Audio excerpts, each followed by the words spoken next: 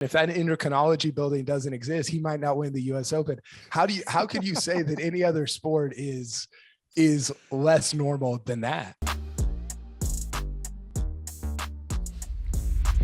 Kyle Porter has joined us now. Kyle, it's the end of the year, another absolutely ridiculous year in golf. We want to lean on you for what you think were the actual craziest things that we've already forgotten about, weird stuff that happened in January, March, February. It's fun to document those kind of for entertainment, right? But also for posterity when we look back on, hey, what actually did matter in 2021? Because a lot of it it's subjective. It's like the stuff that matters to you and me and Dylan here might not matter to like my dad. What is atop the list for you? Like, what is the wackiest things that happened in golf this year that we've already forgotten about? In terms of the things that as I went back through and I was like, oh my gosh, I can't believe that happened. The one that stands out the most, because I just completely forgot about it, was Bryson having an umbrella guy running with his ball in Kapalua. He was trying to shield his ball from the wind, which is just a preposterous but also a very Bryson thing to do. I'd forgotten about that. That's a throwback to the beginning of the year, right? Totally. It was like the sixth day of the year. Dylan filming Bryson in the dark. There was so much. Bryson was so like, I went into this thinking that Spieth was going to be kind of the through line of the whole year because of just the roller coaster and everything that he participated in. But Bryson was the through line. He was the one that kept popping up, even though he only won one time. I thought I went back. I thought he won like 3 or 4 times. He only won once at Bay Hill. So there was so many different things that he did. The UFOs that he talked about at Kiowa, they had to put the netting up at RBC Heritage. And then he WD, he didn't even show. And then he withdrew. So you have these cranes out there with this netting on the back of the driving range. I tried to hit on kind of the irreverence of the entire thing. Like it's just such silliness and such ridiculousness, but also a ton of fun. By the way, another thing that happened, Lee Westwood raised the roof on the 17th green at TPC Sawgrass. My illustrator, Jason Page, he really made the book work because you can have the writing and that's fine. And maybe it's funny and you like it or whatever, but the illustrations give it depth, like give it some like substance. We need to do posters out of it because I'd love to put some in my background here, but yeah, I could use a couple too. There was, yeah, you could use like 15 back there, but you need a gallery. Brooks Koepka is chasing down Phil Mickelson, and Phil Mickelson has like 30 holes left in this tournament, and he's 50 plus years old. And I'm just like, there's no way that Phil Mickelson wins this major because he is worried about a drone and Mr. Machine Brooks Koepka is chasing him down. I think there are so many moments in your book where I was like, wow, that happened. And I honestly believed the opposite was going to happen. Phil's PGA win is much crazier in December than it was in May. And it was already really crazy in May.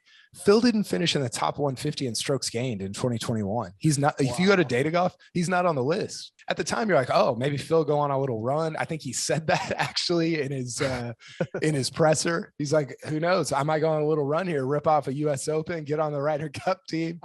And none of that happened, which is fine because it makes what he did, I think, even better. It makes it more impressive.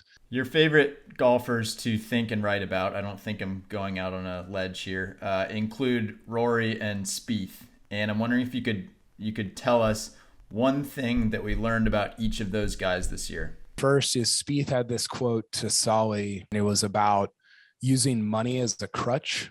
And I included it in the book because Solly asked him, like, why are you grinding like this when you've made, hundreds of millions of dollars and you're 28 years old? And he's like, man, money is such a crutch to like getting out of a funk and to being great at your craft. And I think guys like him, which there's not many, that have kind of gotten to the end of money. Like it's not a thing that he probably ever thinks about. I think it's cool when they're like, no, I actually like care about my craft a ton enough to be on the range at Harding Park, just grinding so hard to find something, to like pull something out of the ether. It really crystallized for me this year that he's somebody who's kind of psychotic, but not in the like I'm yelling at Greller type of way, but in the I want to be like so good at golf. And then for Rory, I mean, I wrote like I think a fifth of the book is about him at the Ryder Cup, but I think the thing that I learned about Rory this year is that he lacks self-confidence in a very peculiar way.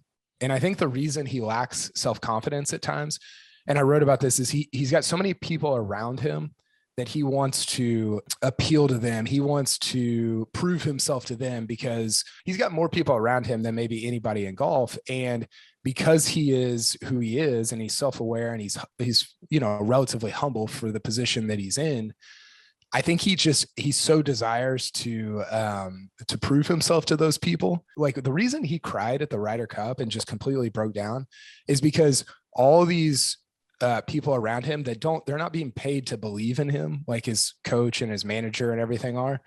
They're like, no, we believe in you. He was slotted to go 11th in singles on Sunday, and a bunch of people stood up on Saturday and said, Rory's going first. Like he's Rory, and to receive that confidence and belief from other people is so empowering. So the book is called Normal Sport. Do you think golf is the least normal sport? For sure. Think about the US Open. John Rahm hits a ball on 9 over this fence in front of a building that services patients in endocrinology. And you're like, what the hell? Like, what is that? What's going on right now? Point. And he gets a drop, makes a birdie, and goes on to win the US Open. If that endocrinology building doesn't exist, he might not win the US Open. How could you say that any other sport is less normal than that? I think sometimes it feels like Twitter is this thing that is very vapid and just everything goes into the ether like 10 minutes later. And I was able to use that to go back and unearth tweets from you guys, the No Laying Up guys, the Porath, KVV, Bacon, DJ Pyhowski, all these guys that are kind of in our world. And I was able to use it as a repository for all these things that happened. And so you're like, oh yeah, I forgot about Siwoo Kim and Charles Schwartzel trying to shake hands on the 18th green at Augusta, and just this, it was almost an international disaster, like what happened on that green between those two. So I really enjoyed leveraging Twitter as a repository rather than as this just conveyor belt of information that we never never see again. This is a book with hyperlinks. Yeah. When you look back, Kyle, what do you think will be your biggest takeaway from the 2021 golf season? Phil's Saturday, Sunday at Kiowa was surreal. It was surreal in the moment because you watch most majors and you're like, wow, this is really important. It's really meaningful. Wikipedia pages will be updated based on this information. I guess now there might literally be books written about what is happening right now. It felt so surreal in the same way that Tigers win in 19 at Augusta did, where you're like, I want to stay in this moment and try to enjoy it, but it's almost difficult because it almost feels fake. I could just tell that something weird and crazy was going to happen. I didn't expect it to turn into full-on festival the way it did, because you just don't. That's not something that happens. Like I know there have been one-offs like Tiger at the Tour Championship, but where collectively everyone is just experiencing something that is making them feel in a way that most golf tournaments don't. For everyone to be going through that at the same time, I think gave it that really surreal feeling. Yeah, kind of out of body. It's hilarious that Phil has become this like the people's champ. It's like that dude, like he drinks bottles of wine that cost more than the first house I bought. Like he's not like that. He's not a man of the people, but he's become that because he has kind of let people in enough that you feel like these things about him, even though you don't really know. I don't know. That's a whole other podcast probably, but personal for me. But I think it also stood out was just Rory at the Ryder Cup. And the fact that we hadn't had a Ryder Cup in 3 years, it's my favorite event. And the way that all ended with this US dream team, Rory crying, Westwood and Poulter crying, like maybe Rahm's, 1-2 finish at Torrey would be up there. Tell the people where they can find Normal Sport. People can go to anormalsport.com. And actually I put in, is it okay if I do a giveaway? Yeah. Oh yeah. So if you Drop Zone giveaway? Yeah, if you use the code DROPZONE, so DROPZONE, wow. 15% off on the book. 1% for each of Tiger's majors. I love it.